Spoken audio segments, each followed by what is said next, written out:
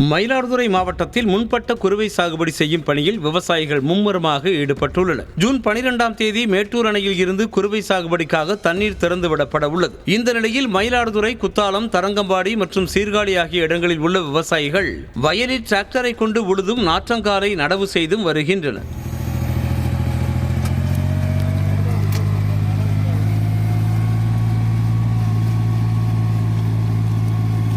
குறுவைக்காக June 12ஆம் தேதி மேட்டூர் அணை திறக்கிறதா அரசாங்கம் உத்தரவு போட்டிருக்காங்க. 93,000 ஏக்கர் அரசு குறுவை நடவு பணிக்காக நிர்ணயிச்சிருக்காங்க. நாங்கள் இப்போ மோட்டார் சர்வீஸ் தண்ணியில் வச்சு உழவு அடித்து, டிராக்டர் உழவு அடித்து, அண்டை வெட்டி, மூடு போல எடுத்து, பாய் வர விட்டு நடவு பணியை தொடங்கியிருக்கோம். இந்த நேரத்தில் குறுவைக்கு தேவையான தண்ணி முழுமையாக கிடைக்கணும்னா மேட்டூர் ஆன தண்ணி வந்து கடமடை வரைக்கும் சேரணும்னா வாய்க்கால் சரியாக தூர் வரணும். சில இடத்துல சரியாக தூர் வரங்கிற பேரில் சரியாக தூர் வராமல் போயிட்டுருக்காங்க. அதனால் மாவட்ட நிர்வாகம் உடனடியாக தலையிட்டு இந்த வாய்க்கால் சரியாக தூர் வர்றதுக்கு நடவடிக்கை எடுக்கணும். அது இல்லாமல் குறுவை தொகுப்பு திட்டம் விவசாயிகளுக்கு கொடுக்கணும்.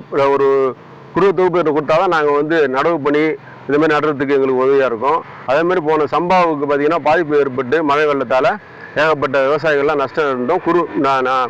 விவசாயத்துக்கு நிவாரணம் தரன்னு அறிவிச்சாங்க. ஒன்றும் இது வரைக்கும் அறிவிக்கலை. அதேமாதிரி வாய்க்காலை சுத்தமாக தூர் வாரத்துக்கு நடுவில் எடுக்குது. இதை பாருங்கள், வாய்க்காலை பாருங்கள், சுத்தமாக புல்லு செடி, ஆகாய தாமரை மரம், செடி கொடியெல்லாம் மறந்துருக்கு. அதனால் முழுமையாக தூர் வாரணும்னு மாவட்ட நிர்வாகத்துக்கு கேட்டுக்கிறோம்.